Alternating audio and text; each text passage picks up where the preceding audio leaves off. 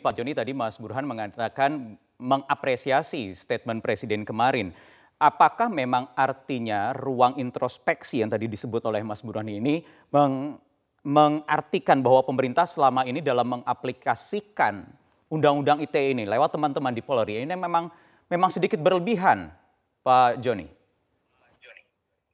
Ya, tentu saya tidak bisa menjawab seperti yang Pak Mas Burhan sampaikan, tetapi yang pasti bahwa Mas Wahyu ya, Undang-Undang ITE ini sangat penting mengingat kita sekarang di dalam tahap akselerasi transformasi digital.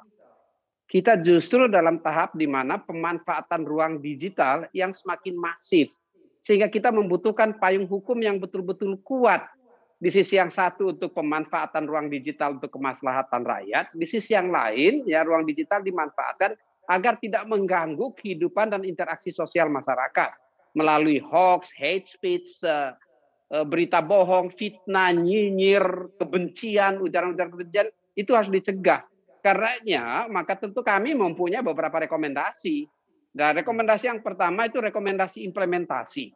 Dalam rangka rekomendasi implementasi dengan Undang-Undang SIS bagaimana apa adanya Undang-Undang ITE saat ini adalah diantaranya yang pertama tentu tadi ya yang disampaikan Pak Beni dan juga arahan Bapak Presiden yaitu tindakan yang lebih selektif ya. Penegakan hukum harus lebih selektif. Kedepankan betul upaya-upaya ya melalui mediasi dan jalur-jalur damai. Jangan sampai semuanya masuk ke proses hukum. Tetapi ada tahapan yang selektif, tahapan mediasi itu harus dilakukan. Juga perlu dilakukan secara besar-besaran melakukan kegiatan literasi hukum. Aturan kita ini kan begitu diundangkan satu undang-undang itu dianggap seluruh rakyat sudah mengerti.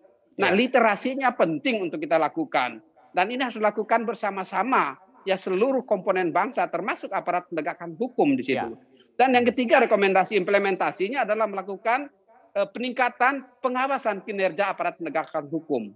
Nah, itu di sisi implementasi. Di sisi rekomendasi substansinya tentu ya seperti yang Bapak Presiden sampaikan, kita terus mendukung kalau dibutuhkan untuk penafsiran-penafsirannya terhadap pasal-pasal yang dianggap kontroversial itu, yang multitafsir itu, untuk dibentuk itu satu model atau satu tafsir yang menjadi acuan bersama. Dan yang kedua, apabila dibutuhkan melakukan revisi, maka ada benchmark di banyak negara. Di antaranya apa? Ketentuan-ketentuan yang terkait dengan hukuman badan, kepidanaan itu bisa dibuat lebih seimbang dengan hukuman-hukuman keperdataan. Keseimbangan ini bisa diaturkan, dibicarakan. Tentu substansinya nanti akan dibahas lebih dalam, apa saja substansi yang harus kita bicarakan. Setidaknya rekomendasi yang terlihat saat ini seperti itu. Baik. Saya tertarik dengan poin ketiga yang tadi Pak Joni sampaikan. Saya ingin konfirmasi hal ini ke Pak Beni. Pak Beni, soal pengawasan kinerja penegak hukum. Bagaimana menurut Anda, Pak Beni?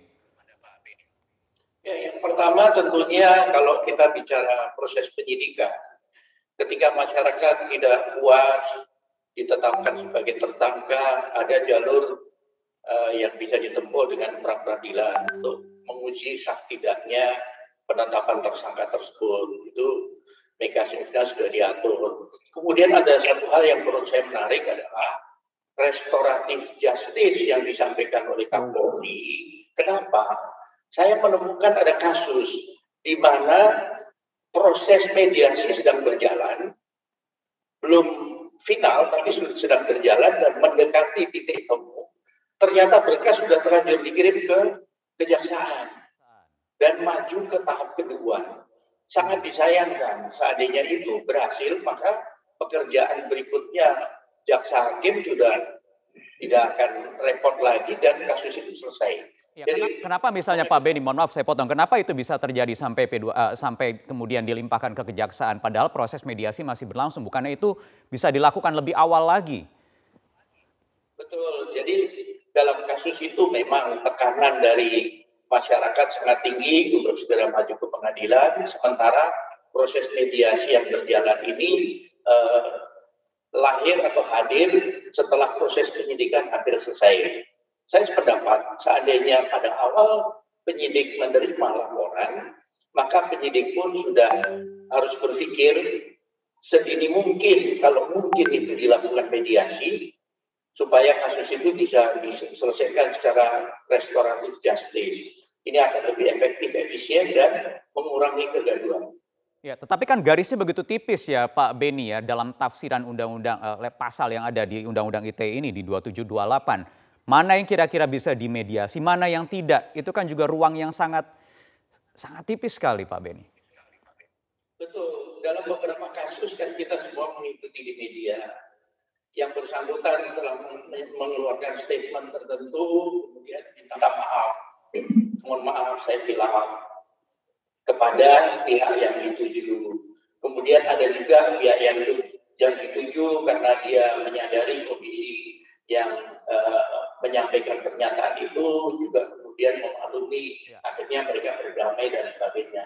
Jadi memang tahap awal penyidik menerima laporan ini perlu memperhatikan betul dari sisi konteksnya, kontennya, sensitif atau tidak, kemudian pihak yang terkait.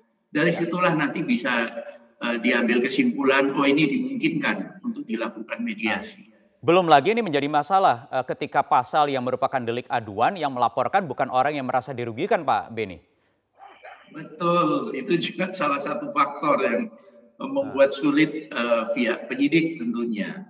Karena kita tahu beberapa kasus ada di track yang benar, yang melaporkan adalah yang merasa dirugikan karena ini delik aduan, bukan delik umum. Betul.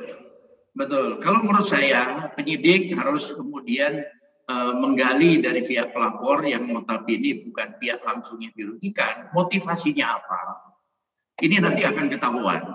Dan di situ nanti tentunya dengan komunikasi yang baik, kemudian pihak yang merasa dirugikan juga dilibatkan serta, maka masalah ini bisa nanti dimediasi dengan sebaik mungkin. Jadi ini bagaimana kemampuan penyidik untuk menghandle sejak awal ini menjadi penting.